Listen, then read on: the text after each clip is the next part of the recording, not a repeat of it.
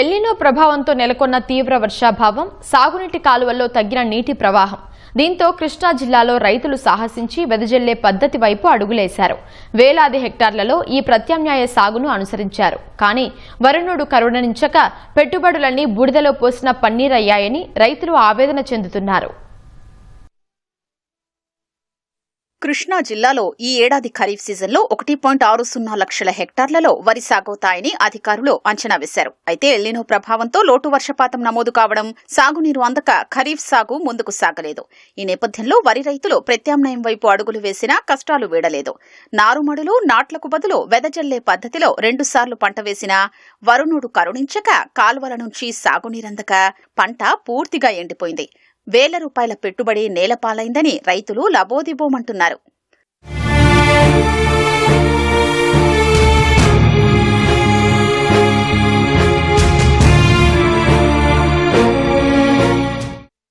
కృష్ణా జిల్లాలో సుమారు 29,152 హెక్టార్లలో వెదజల్లే పద్ధతిలో రైతులు వరి సాగు చేశారు. ప్రధానంగా పామర్రు, అవనిగడ్డ, పెడన, మచిలీపట్నం నియోజకవర్గాల్లో అధిక విస్తీర్ణంలో వెదజల్లే పద్ధతిలో వరి సాగైంది. పంట వేసినప్పటి నుంచి ఒక్క చినుకు రాలలేదు. తీవ్రమైన ఎండలు, ఉష్ణోగ్రతలకు భూమి బీటలు వారి లేత మొలకలు కాస్తా నిలువునా ఎండిపోయాయి. ఒక్కసారి కాదు, 2 సార్లు వేసినా ఫలితం లేకుండా పోయింది. విత్తనాలు, దుక్కులు, ఎరువులకే ఎకరాకు 10 నుంచి 15 వేల వరకు ఖర్చయిందని రైతులు కన్నీటి పర్యంతమవుతున్నారు.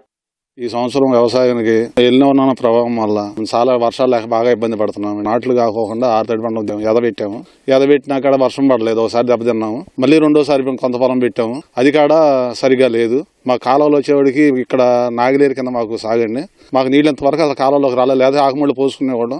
దాదాపు 15,000 ఖర్చు అయిపోయింది. ఇప్పటికి వ్యవసాయం చేసిన వాళ్ళు రూపాయి కూడా వస్తుందని నమ్మకం అయితే ఏ ఒక్క మనిషికి కూడా లేదు. ఒకవేళ 2 సార్లు 3 సార్లు కూడా వేసిన వాళ్ళు ఉన్నారు. నోటి తుప్పర్లాగా వర్షం పడుతుంది జరుగుతుంది. అది పడింది ఇటు మొక్కకి ఎటు భూమికి ఎటు అందేటువంటి అవకాశం ఎటు లేదు. వచ్చే కాలంలో కానీ కొద్ది గొప్ప వస్తున్నాయి. ఆ కొద్ది గొప్ప వచ్చినాయి చేలోకి రావట్లేదు. చాలా బాధపడుతున్నాం దాని గురించి. మాత్రం ఉంటే దీని మీద బతకాలి, లేకపోతే దీని మీద లేదు.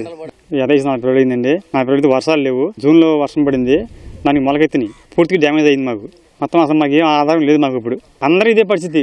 విత్తనాలు 2 సార్లు పెట్టాము. 2 సార్లు పెట్టినా కూడా మొలక లేదు. 2వ కూడా ఈ వర్షాలు కూడా పడతలేదు. ఏదో జల్లులు పడుతున్నాయి కానీ జల్లులు చాలతల్లా. ఇప్పుడు వచ్చేసి 6,000 7,000 అయిపోయింది ఎకరానికి. మరి ఇది కూడా వచ్చే పరిస్థితి ఏం కనపడతల్లా. ఆల్రెడీ 2 సార్లు అయిపోయింది వరి సాగు. ఇంతవరకు చుక్క నీరు లేదు. మాకంటే పంట నష్టపరిహారం కూడా ఏమీ లేదు. ఆదుకున్నవాడు ఎవడు లేడు. మా బాధ ఇది. మళ్ళీ 3వ అయితే సిద్ధంగా ఉన్నాం. పంట పరిశీలన కోసం వచ్చిన వ్యవసాయ శాఖ అధికారులు, శాస్త్రవేత్తల వద్ద తమను ఆదుకోవాలంటూ రైతులు వేడుకున్నారు. అయితే ప్రస్తుతం అడపాదడపా కురుస్తున్న వర్షాలు, అందుబాటులో ఉన్న నీటిని సమర్థవంతంగా వినియోగించుకుంటే పంటను రక్షించుకోవచ్చని శాస్త్రవేత్తలు సూచిస్తున్నారు.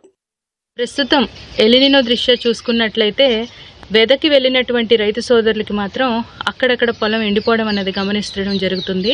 అలాంటి పరిస్థితుల్లో రైతు సోదరులకి దయచేసి సమయానుకూలంగా వర్షాలు కూడా మనకి అడపదడప పడుతూ ఉన్నాయి కాబట్టి ఉన్నటువంటి నీరుని సమర్థవంతంగా ఉపయోగించుకుంటూ మన పంటని రక్షించుకోవాల్సిందిగా కోరుతున్నాము.